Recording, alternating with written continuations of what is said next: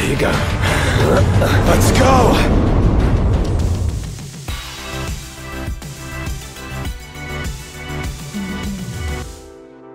I'm TAMTU for Zoomin Games. I'm here with Hajime Tabata-san from Square Enix for Final Fantasy 15. How are you today? はい、どうも皆さんこんにちは、田畑です。Really happy to be here. It's a great day for me today because we've got lots of people playing Final Fantasy 15 downstairs. That makes me really happy.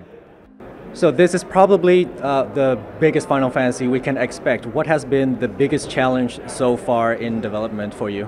Bringing the technology base of the game up from what it previously was as a technology based on the specs of the console generations that the games were on. And we've really switched that around to make a much larger scale game on a PC-focused development environment. So that was the biggest challenge, I think, switching that technical base over.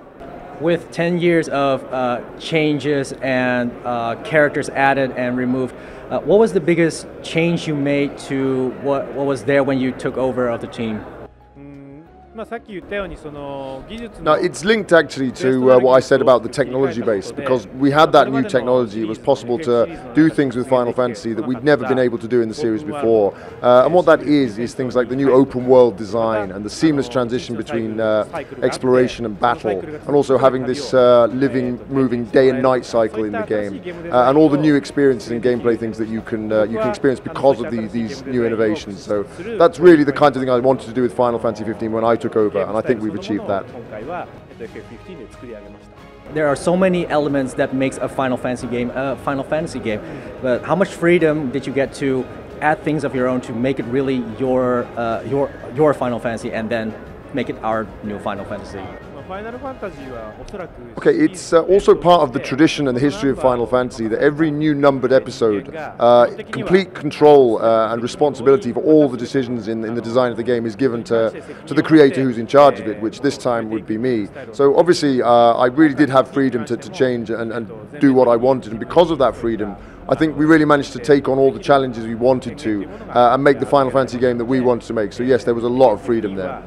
全力で今我々ができる挑戦というものをできているというふうに考えています。So the marketing for this game is tremendous because everyone knows that this is a very important title for the series, from a movie to a spin-off anime, and there is one particular fan that is actually from my hometown that you might know of, Afrojack, who is making a track for the game. How did that come together? まずアフロジャックが Okay, Afrojack is helping us out by making this music for the game, basically to help us bring in a new audience of people we want to learn about and come to know and love Final Fantasy, and to really make this a new generation Final Fantasy game. And as to how those tracks that he's making will be used, first of all, we're going to be using them in a lot of different promotional events, but within the game itself, it's possible to listen to his tracks on the car radio while you're driving around in the game. 収録することになっています。 Yesterday, there was a Q&A on Twitter where we heard the unfortunate news that even the Ultimate Collector's Edition would not come with the Season Pass. A lot of people were surprised by that because of how other companies. What was the thought behind that? Okay, first of all, the Ultimate Collector's Edition, when we put it together and were planning what to put in it earlier on in the process, back earlier this year, we really did try and put in all the Ultimate content that we felt was the best, most complete content for the game that we could at that point. And so we really were confident. We felt that it was a very good value package, and we based the pricing on the best that we could present at that time. Certainly when it comes to the Season Pass, that was something that was only really decided upon and only really came solidly into the plan more recently when we were working out what we were going to do with our DLC. So we kind of consider that as a slightly separate thing to the content of the Ultimate Collector's Edition. It's treated in a bit separate way. So there's that history behind the decision there. In theory, now that the game is almost complete, you can get to work on new projects. If you could work on any of the older Final Fantasies to bring back that to life, because remasters are so popular right now, which one would you like to give a shot at? Please say Final Fantasy VIII. My gut reaction after hearing your question there is I would like to work on Final Fantasy 1.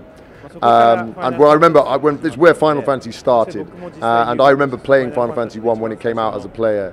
But if I was going to remake Final Fantasy 1, I wouldn't just try and remake the original game. What I'd do with it, as the person who's made the latest game in the Final Fantasy series, I'd make Final Fantasy as if it were the first Final Fantasy coming out now in the modern era, and what kind of game it would be if it were born now in this age. So that's what I'd like to do if I was given that choice.